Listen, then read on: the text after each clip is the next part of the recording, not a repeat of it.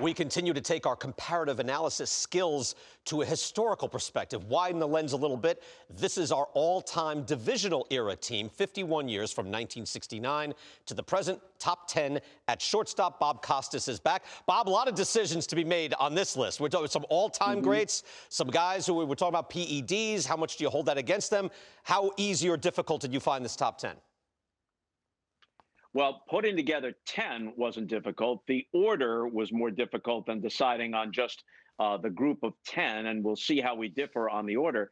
But I didn't have as much angst about who was left off. Jimmy Rollins is a notable player.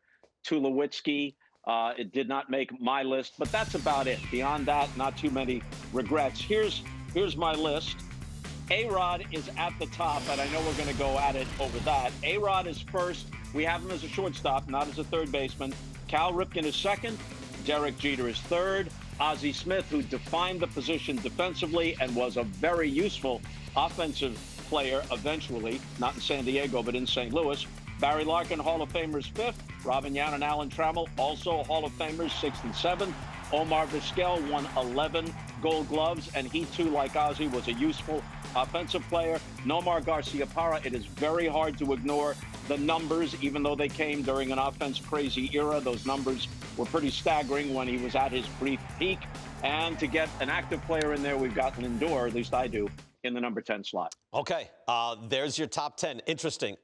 Look, I'm glad you got Nomar in there because Bob and I don't compare our lists. We didn't talk about it ahead of time. We didn't say, hey, what do you think of this guy? We did not do that. So when I put Nomar in there, I really thought, wow, I'm kind of getting out there. But I'm glad you're thinking the same way because he was a great offensive player. So here's my top 10. Cal Ripken is number one. Look, and this, again, if we were doing the all-time live ball era team, which we did last year, you have to deal with Hannes Wagner and his insane dominance in his period. Now we don't. Cal Ripken is number one. Ripken versus Jeter, I think, is a real argument. But every time I've gone through the examination and the study, I come up with Ripken's, incredible durability and his monstrous fielding range just offset the offensive excellence of Jeter over Ripken. So I go Ripken, Jeter, it's very close. Robin Yount is vastly underrated these days. A great player.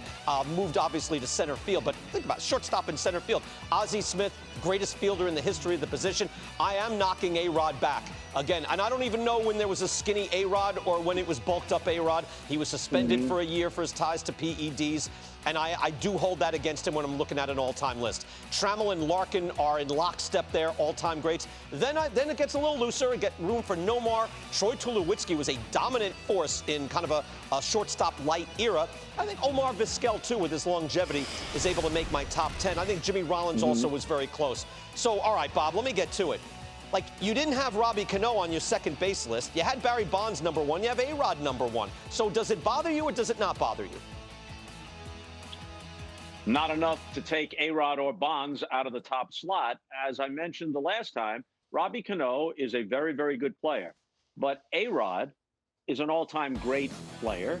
Barry Bonds, an all-time great player. We're not talking morality here.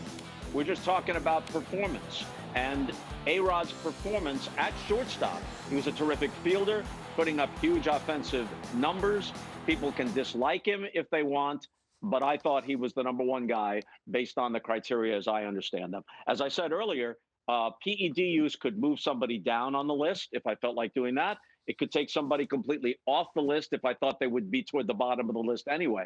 But it doesn't necessarily disqualify somebody from either being on the list or being in the top position or one of the top positions as far as I'm concerned. I choose not to. Again, I choose not to say A-Rod. I don't know when it hit for him, if he was always using, if it was his whole career, if it was just part of his career. I do not know. It happened. He put it on the field. I'm not looking to, stop him from, having fun and broadcasting games or anything. I'm just saying if I'm doing this all-time exercise, I would prefer to have my top shortstops, guys who don't have that taint of PEDs, and that's why I will knock him. I'm not ignoring that he existed. I have him in at number 5, but all-time team. For the 100-year team, Bob, I put it this way: that's a fantasy team that you're placing anywhere in the timescape of history, right? So you don't know if you're going to have access to testosterone where you're going with that team. So you better take that into account. So grab a clean player and live with that guy instead. I'm not justifying any of it. Anybody who's paid attention to anything I've said over the years. Back when almost everybody was using euphemisms or ignoring it completely, I was flatly saying that the game was being distorted. It was being ripped from its historical moorings, that baseball had to get some testing and some significant penalties in place. I was saying that in the 90s, Yeah. and nothing happened until several years into the 2000s. So I'm not justifying anything. I took a different approach to this list than you did in some cases. Right. No, I remember you saying it was met with silence. No one wanted to hear it. I was saying it too in the 90s. I was told to shut up. Right. So I hear you. You know what? Right. BK, we have both said things from time to time that people didn't want us to say that look pretty good through the rearview mirror. Yes, hopefully. And with this, again, it's still something with us, and all we can do is our best in how we apply, how we view things historically. Your word comes up, though, authentic, and I feel my list is better with Ripken on top, Ripken or Jeter, and I think Robin Yount, Ozzie Smith, go with either guy. Yount and Smith, man, I mean, just marvelous players. Yount, great offensive player as well, and Smith, I mean, I don't know if we'll ever see a shortstop like him again. You know, as I believe, thinking back to college, it was Ralph Waldo Emerson who said, "A foolish consistency is the hobgoblin of small minds." So I am open to persuasion. And so I'm going to change my list based on your argument. Whoa. Ripken 1, Jeter 2, Ozzie 3. I'll put A-Rod 4th. Wow. We just knocked A-Rod back to 4th. This is history being made right here on Top 10 right now. All right. It didn't work with Mad Dog last year.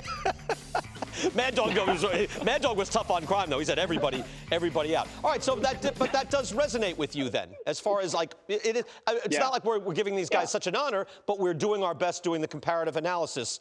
And now you move A-Rod down a little bit. Yeah, I moved them to 4th, and Ripken, Jeter, and Ozzie get a boost, one notch apiece. All right. And I'm proving to you that I'm an open-minded man. There you go.